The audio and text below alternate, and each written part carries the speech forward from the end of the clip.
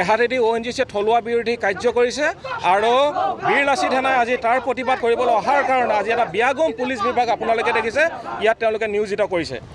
আমাৰ কথা হ'ল 60 দশকৰ পৰা অৱৰিতভাৱে ONGC ইয়াত খনন কাৰ্য কৰি আছে আৰু ONGCয়ে আজি আপোনালোকে জানে যে ONGC ভাৰতবৰ্ষৰ অন্যতম নৱৰত্ন কোম্পানী, কিন্তু এই কোম্পানী কিছুমান বিষয়া আমোলাই আমাৰ অসম চৰকাৰৰ মন্ত্ৰী আৰু বিষয়া আমোলাৰ লগ হৈ গোপন তেওঁলোকে কিছু কথা বতৰা পাতি আচলতে থলুৱা বিৰোধী চক্ৰান্তত তেওঁলোকে নামি পৰিছে। তাৰ বাবে আমি আজি ইয়াত প্ৰতিবাদ সাব্যস্ত কৰিছোঁ।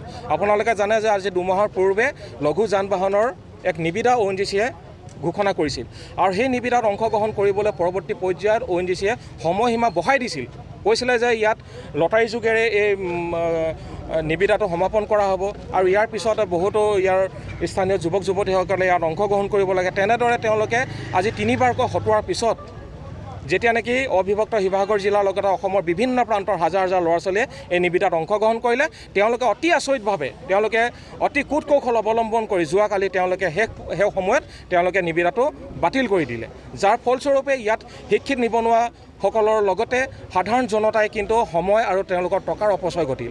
গতিকে এই কথা স্পষ্ট কৰিবৰ বাবে ONGCক আমি 48 ঘণ্টাৰ সময়সীমা বান্ধি দিছোঁ। কি কাৰণে আপোনালোকে এই টেণ্ডাৰটোত আপোনালোকে বাতিল কৰিলে আৰু কি কাৰণে সাধাৰণ ৰাইজ আৰু শিক্ষিত নিবনুৱা বা নিবনুৱা যুৱকসকলৰ আপোনালোকে সময় আৰু পইচাৰ লৈ আপোনালোকে হেতালি খেলিলে। গতিকে এইটো আমি গৰিহণা জনাইছোঁ।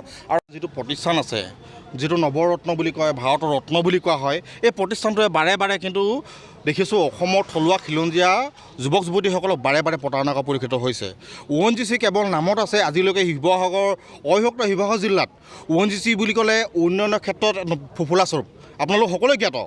ONGC থকা পাইছে, বিভিন্ন ধৰণৰ ব্যক্তি আছে জড়িত, বৰমূৰীয়াসকল জড়িত আছে, বিজেপি কিছুমান ব্যক্তি আছে, নেতা বৰমূৰীয়াসকল আছে, কোনোবা মন্ত্ৰী বিধায়ক থাকিব পাৰে। তেওঁলোকৰ আশীৰ্বাদত কিন্তু সম্পূৰ্ণৰূপে কিন্তু ONGCখন শোষণ কৰি লুটি পুতি খাই আছে আৰু থলুৱা ল'ৰাসকলে কিন্তু প্ৰাপ্যৰ কাৰণে দাবী কৰিবলগীয়া হৈছে।